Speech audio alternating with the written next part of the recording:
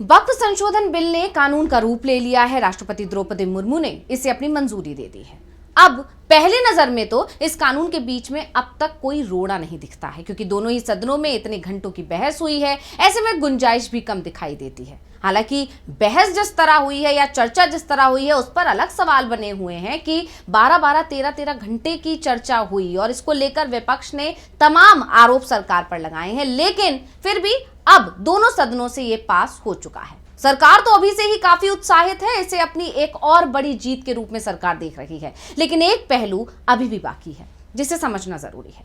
Supreme court में इस वक्फ कानून के खिलाफ याचिका दायर की गई है और लगातार यह सिलसिला जारी है। संशोधन बिल के पारित होते ही याचिकाओं का दौर शुरू हो गया था और अभी भी याचिकाएं लगाई जा रही हैं। कांग्रेस, आप, AIMIM ने इस कानून को चुनौती देने का काम किया है और RJD भी अब जल्द ही चुनौती देने वाली है। इसके अलावा तमाम मुस्लिम संगठनों की तरफ से भी सुप्रीम कोर्ट में याचिका लगाई गई है। ऐसे में अब सवाल उठता है कि क्या सुप्रीम कोर्ट वक्फ कानून को रद्द कर सकता है?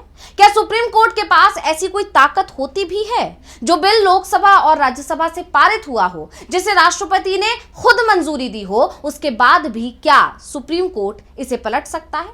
इन्हीं सवालों के जवाब इस स्पेशल रिपोर्ट में समझने की करेंगे कोशिश। नमस्कार, मैं हूं अंशिता। तो आज हम उस सवाल की पड़ताल कर रहे हैं जो हर तरफ चर्चा का विषय बना हुआ है। हर किसी के जहन में यह सवाल उठ रहा है कि क्या सुप्रीम कोर्ट वक्फ संशोधन कानून 2024 को रद्द कर देगा? क्या ये इतना आसान है? क्या ये संभव है? तो इस सीधे से सवाल का जवाब एकदम सीधा है कि बिल्कुल सुप्रीम कोर्ट वक्फ कानून को रद्द कर सकता है। सुप्रीम कोर्ट के पास ये ताकत होती है, लेकिन समझने वाली बात यह है कि ऐसी स्थिति तब बनेगी जब यह साबित हो जाए कि संविधान को चुनौती दी गई है। भारत के संविधान को कोई कानून चैलेंज कर रहा है। अगर यह साबित हो जाए कि इस कानून की वजह से संविधान के बेसिक स्ट्रक्चर को चुनौती दी जा रही है, सर्वोच्च अदालत जरूर हस्तक्षेप भी करेगी और कानून रद्द भी कर सकती है। ये कानून अब सुप्रीम कोर्ट की कसौटी पर है। विपक्ष और मुस्लिम संगठन इसे संविधान के खिलाफ बता रहे हैं, तो सरकार इसे पारदर्शिता का हथियार करार दे रही है। लेकिन क्या कोर्ट इस कानून को खारिज करेगा? विपक्ष का पहला तर्क है कि ये कानून मुस्लिम लोगों की धार्मिक स्वतंत्रता का उल्लंघन करता है। यहां तक कहा गया है कि गैर मुस्लिमों की जो बोर्ड में एंट्री करवाई जा रही है, इससे भी उनका अधिकार छिन जाएगा। अब अगर सुप्रीम कोर्ट विपक्ष की इन दलीलों से, विपक्ष की इस बात से सहमत हो जाए, तो मुश्किल सरकार की बढ़ेगी। विपक्ष का दूसरा तर्क भी बहुत महत्वपूर्ण है। विपक्ष का दूसरा तर्क है कि सरकार ने वक्फ बाय यूजर क्लॉज को खत्म कर दिया है। ऐसे में अब अगर किसी वक्फ जमीन की जरूरी दस्तावेज मौजूद नहीं होंगे, अगर उसकी रजिस्ट्रेशन नहीं हुई होगी, उस हालात में वक्फ का उस पर हक नहीं रहेगा। विपक्ष इस क्लॉज को भी अपने विरोध का आधार बना रहा है। आपको बता दें कि वक्फ संशोधन विधेयक को लोकसभा में 3 अप्रैल को देर रात पारित करवाया गया था और इसके पक्ष में 288 वोट पड़े थे, जबकि 232 लोगों ने इसका विरोध किया था। इसके अलावा राज्यसभा में 4 अप्रैल को 128 वोट इसके पक्ष में पड़े थे और 95 वोट इसके विरोध में पड़े थे। इसके साथ वक्फ संशोधन बिल को मंजूरी मिली थी। इसके बाद राष्ट्रपति की मोहर लगते ही ये कानून बन गया। लेकिन खुशी की लहरें अभी थमी भी नहीं थी कि विपक्ष ने सुप्रीम कोर्ट का दरवाजा खटखटा दिया। यानी कि अभी बीजेपी ज्यादा खुशी मना भी नहीं पाई थी कि सुप्रीम कोर्ट जाने की तैयारी विपक्ष की तरफ से कर ली गई। अभी तक कई याचिकाएं दाखिल हो चुकी हैं। जब तक ये कानून नहीं बना था तब तक इस पर सुनवाई नहीं हो सकती थी, लेकिन अब क्योंकि राष्ट्रपति की मोहर के बाद ये कानून बन चुका है, तो अब जल्दी ही सुप्रीम कोर्ट में इसकी सुनवाई होगी। तो जो विपक्ष की तरफ से याचिकाएं लगाई गई हैं, वो इस कानून को संविधान की जड़ों पर हमला बता रही हैं। कांग्रेस, AIMIM और all India Muslim personal law board जैसे संगठन इसे मुस्लिम अधिकारों की कब्रगाह करार दे रहे हैं। इस कानून को रद्द करवाने के लिए विपक्ष हर कोशिश कर रहा है। विपक्ष का सबसे तीखा वार है अनुच्छेद 25 और 26 पर। यह अनुच्छेद धार्मिक स्वतंत्रता और समुदायों को अपने धार्मिक मामलों के प्रबंधन का अधिकार देते हैं। AIMIM चीफ असदुद्दीन ओवैसी ने कहा है कि ये कानून वक्फ बोर्ड को सरकारी कठपुतली बना देगा।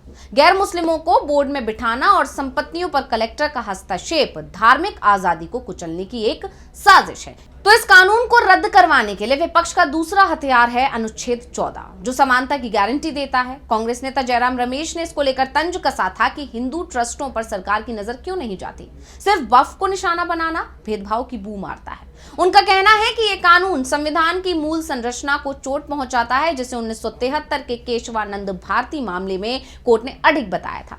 अगर सुप्रीम कोर्ट ने विपक्ष की इस दलील पर गौर किया तो सरकार की मुश्किल बढ़ सकती है।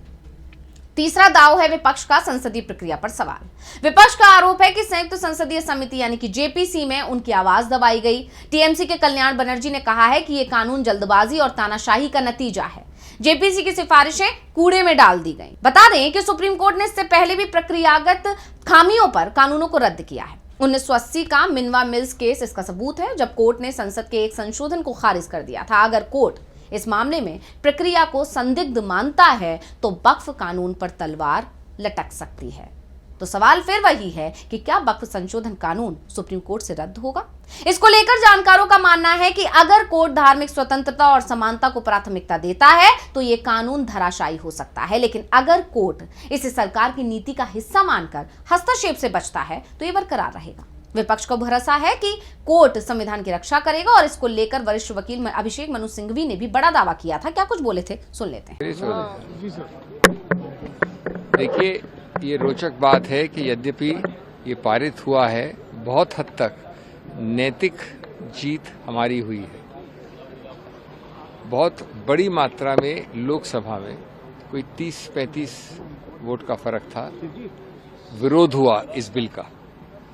राज्यसभा में भी 92 और 95 2 वोट आए हैं, बड़ी भारी मात्रा में है। और पहले वोट में तो आम बहुमत भी नहीं था सरकार का, दूसरे वोट में बहुमत था 250 में। तो ये बहुत संकीर्ण बहुमत है। मैं समझता हूँ इससे देश का, जनादेश का एक जो मूड है, जो मत है, वो जाहिर होता है। ये हुई पहली बात। कोई इसमें जबरदस्त समर्थन नहीं है। ये जानबूझकर अपने बहुमत का दुरुपयोग करके जोर जबरदस्ती से, गणतांत्रिक तरीके से नहीं, ये डाला गया है, थोपा गया है। नंबर 2, मुझे इस पर कोई संदेह नहीं है कि अगर इस पर चुनौती दी जाएगी कभी भी बाद में, तो बहुत अच्छा चांस है कि न्यायपालिका इसको असंवैधानिक करार करेगी, विशेष रूप से अनुच्छेद 26 और 25 के अंतर्गत संविधान के। नंबर 3, ये बहुत हद तक जो स्वायत्त है, ऑटोनॉमी है, अधिकार क्षेत्र है, अपने खुद के संस्थाओं को स्वचालित करने का मुस्लिम समुदाय में, उसको ये हनन करता है, ले लेता है, नष्ट कर देता है। इसलिए मैं इसको संवैधानिक मानता हूँ और ये दुराव करेगा, ये आपसी वैमनस्य करेगा, अविश्वास करेगा। इससे मैं इसकी भर्त्सना करता हूँ। Thank you. अब बात करते हैं कि ऐसे कुछ मामलों में सुप्रीम कोर्ट का इतिहास क्या रहा है। तो सुप्रीम कोर्ट का इतिहास की अगर बात की जाए तो संविधान की रक्षा का गवाह है सुप्रीम कोर्ट का इतिहास। अनुच्छेद 13 के तहत उसे किसी भी कानून को रद्द करने का अधिकार है जो मौलिक अधिकारों को ठेस पहुंचाएगा।